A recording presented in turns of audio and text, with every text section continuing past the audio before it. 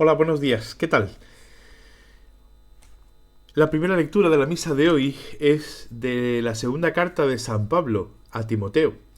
Dice así: Querido hermano, tú seguiste paso a paso mi doctrina y mi conducta, mis planes, fe y paciencia, mi amor fraterno y mi aguante en las persecuciones y sufrimientos, como aquellos que me ocurrieron en Antioquía, Iconio y Listra. ¿Qué persecuciones padecí?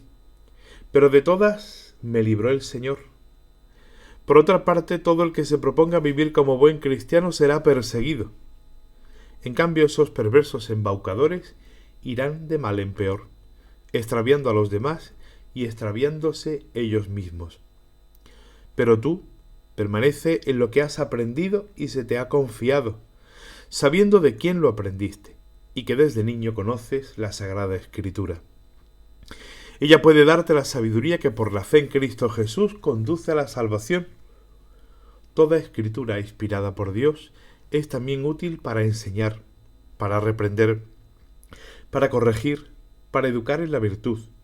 Así, el hombre de Dios estará perfectamente equipado para toda buena obra. San Pablo, en esta carta que los biblistas consideran el testamento que Pablo le deja a su buen discípulo Timoteo, le recuerda a este discípulo algo que es esencial y fundamental en nuestra vida cristiana. Y es que el anuncio del Evangelio en muchas ocasiones comporta el rechazo, comporta la persecución.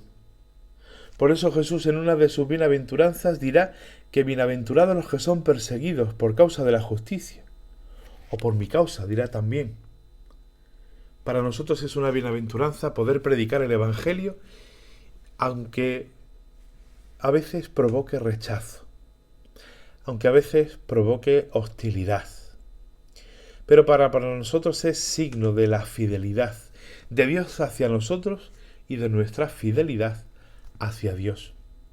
Por eso esa bienaventuranza de Jesús para nosotros es el distintivo del auténtico cristiano, y así lo dice el mismo Pablo en esta lectura que hemos escuchado. El cristiano es aquel que debe ser fiel a la palabra recibida, a la fe que ha recibido de los testigos que le predicaron la palabra y que le predicaron la fe. El cristiano ha de ser una persona firme en la búsqueda constante de Dios. La fe no podemos reducirla solamente a decir que somos creyentes y ya está. Una fe que no se mueve, una fe que no busca, una fe que no reflexiona, una fe que no se mueve. Es una fe que está llamada a morir, a perderse. Por eso el cristiano es fiel a la esperanza. Esperanza de que esa palabra de Dios que ha sido sembrada en él, en cada uno de nosotros, dará su fruto cuando Dios quiera que dé fruto, cuando el tiempo sea favorable. Los tiempos de Dios, recordemos, no son los tiempos nuestros, ni nuestros tiempos son los de Dios, ni nuestra forma de pensar es la de Dios. Y en esta sociedad de lo inmediato, esto tiene que ser ya, para hoy, y si puede ser para antes de ayer por la tarde mejor, pues no casa con esa paciencia que Dios tiene con nosotros, porque sabe que su palabra siempre, siempre dará su fruto. Por eso el cristiano tiene que tener la firmeza de intentar casar esa palabra que recibe y esa fe con la propia vida. Porque podemos acabar mal si no hay una unión, si no hay una correspondencia en nuestra vida con aquella palabra que creamos y con esa fe que nosotros tenemos. Nuestro gran problema de hoy en el siglo XXI de los cristianos es que a veces no vivimos según la fe que decimos tener. Nuestra fe va por un lado, nuestra vida por otro, nuestros pensamientos por otro, nuestras acciones por otro, y al final la fe queda reducida a eso, a algo que hago de vez en cuando, porque a veces pienso que por si las moscas hay que creer. No, la vida tiene que estar unida a la fe y la fe a la vida, si no, no es auténtica fe. Y una fe que trata de provocar. La fe es una provocación. Y nosotros hemos de provocar a los demás. Hemos de hacer que los demás se pregunten, que los demás se cuestionen qué es lo que tenemos nosotros y que ellos no.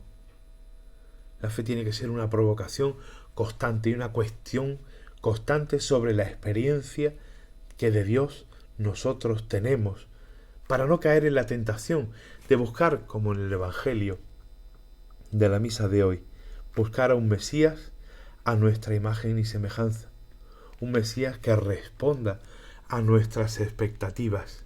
No, nosotros hemos de cuestionar para que el otro descubra ese gran misterio de Dios, que es un misterio de amor, y que precisamente porque es misterio, a mí me llama cada vez más la atención y cada vez me atrae más. Y por eso quiero buscar, por eso quiero profundizar, por eso quiero reflexionar, meditar, dejarme llenar la vida por la palabra que se me da, y que esa fe al final sea una fe que se testimonie, que se anuncie a los demás. Por eso el buen cristiano es aquel que, movido por la palabra de Dios, movido por la fe en Dios, movido por esa experiencia que de Dios tenemos, lo anunciamos. Aunque, repito lo del principio, aunque provoque rechazo, aunque provoque que a veces nos señalen, aunque provoque como a Jesús, que lo mataron, nosotros no vamos a ser menos que el Maestro, o más que el Maestro. Nuestra vida de fe a veces está llena de esas incomprensiones. Son las cruces que a nosotros nos toca vivir, pues cojámosla y acompañemos a Jesús en el caminar de nuestra vida, firmes en la fe, firmes en la palabra dada, para que esa palabra termine dando frutos.